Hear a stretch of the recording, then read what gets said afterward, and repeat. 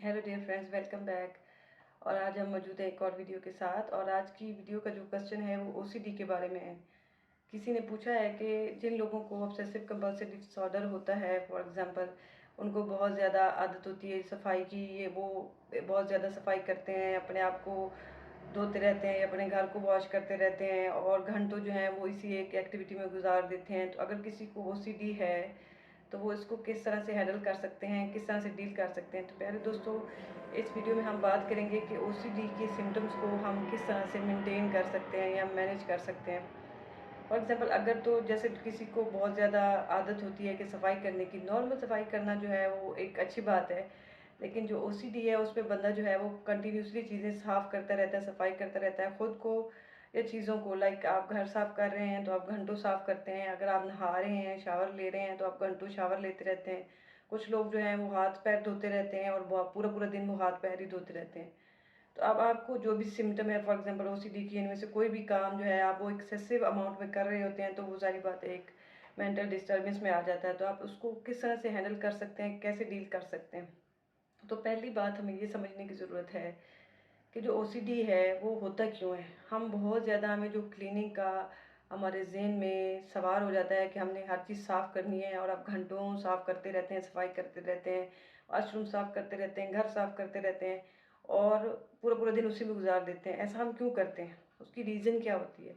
उसके पीछे जो मेन रीज़न होती है वो ये होता है कि आपका माइंड जो है वो किसी न किसी की वजह से स्ट्रेस होता है, परेशान होता है। कोई ना कोई खौफ या स्ट्रेस उसकी लाइफ का, इंसान की लाइफ का हिस्सा होता है, जिसकी वजह से वो अपसेट होता है, रिलैक्स नहीं होता। और जब वो रिलैक्स नहीं होता तो उसको किसी न किसी एक्टिविटी की ज़रूरत होती है, वो अपने माइंड को किसी एक्टिविटी में बिजी करने लग जाता है।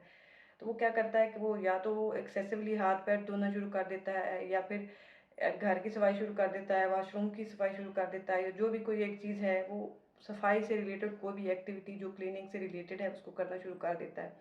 और वो उसको कंटिन्यूसली करता रहता है, क्योंकि उसके जो डीप डाउन स्ट्रेस है, जो भी स्ट्रेस उसकी माइंड के अंदर चल रहा है हिडन किसी भी रीज़न से, वो उसको पुश कर रहा होता है। क्योंकि जब वो ऐसा कंटिन्यूसली करता है तो उससे दो चीज़ें होती हैं।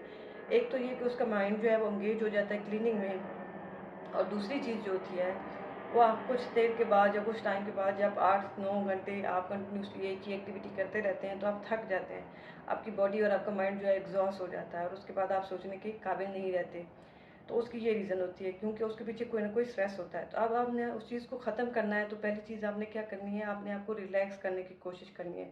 क्योंकि अगर आपको मैं कहूँगी कि आप कल से ही सफाई क्लीनिंग जो है आप कर रहे हैं वो बंद कर लें, तो ऐसा करना आपके लिए डिफ़िकल्ट होगा। उसका तरीका ये होता है कि आप सोचें कि ठीक है, मुझे क्लीनिंग करनी है, मुझे अपने हाथ धोने हैं, मेरे हाथ गंदे हैं, या जो भी आपने नहाना है या शावर लेना है, जो भी करना है, या कपड़े बार-बार वॉश करने हैं, तो ठीक है आपने करने हैं। लेकिन उससे पहले आपने अपने आप को रिलैक्स करना है। आप रिलैक्सेशन की टेक्निक्स करें, फॉर एग्जांपल थोड़ी बहुत लाइक डीप ब्रीथिंग करें, अपने आप को मेंटली रिलैक्स करें। आप कहें कि हाँ ठीक है, मैं काम करने से पहले या मैंने क्लीनिंग करने से पहले अपने आप को रिलैक्स करना है। आप 10-15 मिनट बैठें, एक जगह पे डीप ब्रीथिंग करें और अपने आप को, अपनी बॉडी को, अपने माइंड को रिलैक्स करें और उस काम को शुरू करें। जब ये आप ये करना शुरू कर देंगे, तो दूसरी चीज़ आपने क्या करनी है कि कुछ टाइम में, लाइक 1 हफ्ता, अपने आप को रिलैक्स करें और फिर काम शुरू करें। 1 हफ्ते के बाद क्या करना है आपने, फॉर एग्जांपल आप 9 बजे सफाई शुरू करते हैं या 10 बजे करते हैं, तो उसको थोड़ा-सा डिले करें। वो जो आपका पैटर्न बना हुआ है ना कि आपने सुबह इस टाइम काम करना शुरू कर देना है, या इस टाइम क्लीनिंग शुरू कर देनी है, या जो भी आप एक्टिविटी करते हैं क्लीनिंग के हवाले से, उसको रिड्यूस करने के लिए आपने थोड़ा बहुत टाइम जो है वो ऊपर नीचे कर देना है।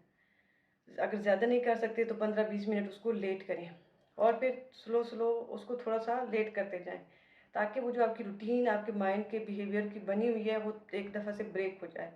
जब आप ये दूसरी चीज़ कर लें, आप उसको ब्रेक कर लें, तो फिर तीसरी चीज़ आपको ये देखने की ज़रूरत है कि इंसान की लाइफ के अंदर जब भी वो कोई भी ऐसी एक्टिविटी एक्टिविटी करता है जो कि कंपल्सिव बिहेवियर से रेलिवेंट होती है, जब कोई टास्क ऐसा है, जो चीज़ जो है, या एक्शन जो है वो बार बार रिपीट कर रहा होता है, तो उसके पीछे कोई बड़ी रीज़न जो है उसकी लाइफ के अंदर होती है। फॉर एग्जांपल, जनरली एग्जाइटी की वजह से ऐसा होता है, या कोई स्ट्रेसर होता है। तो आप अपनी लाइफ की बड़ी पिक्चर को देखें, आप देखें कि आपकी लाइफ में क्या हो रहा है, क्या ऐसी चीज़ है जो आपको पुश कर रही है, जिसकी वजह से आप एक स्पेसिफिक एक्शन कर रहे हैं। फॉर एग्जांपल, अगर आपके घर में, आपके रिलेशन में कोई इशू है, तो आप उसको देखें और लोगों के साथ कम्युनिकेट करने की कोशिश करें। जो भी आपका प्रॉब्लम है उसको कम्युनिकेट करें।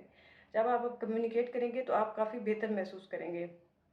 और जो सबसे आखिरी चीज़ है, जो सबसे ज़्यादा ज़रूरी चीज़ है, वो ये है कि अपने आप को किसी और एक्टिविटी में एंगेज करें। आप रोज़ डेली एक ही काम करते हैं, पहले उसको थोड़ा-सा डिले करें, जैसे कि पिछले स्टेप में मैं आपको बताया।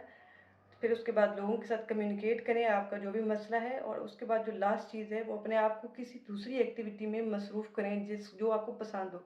ताकि आपका काम का जो आपका हर दिन सफाई करने की एक रूटीन बनी हुई है, वो थोड़ी-सी चेंज हो।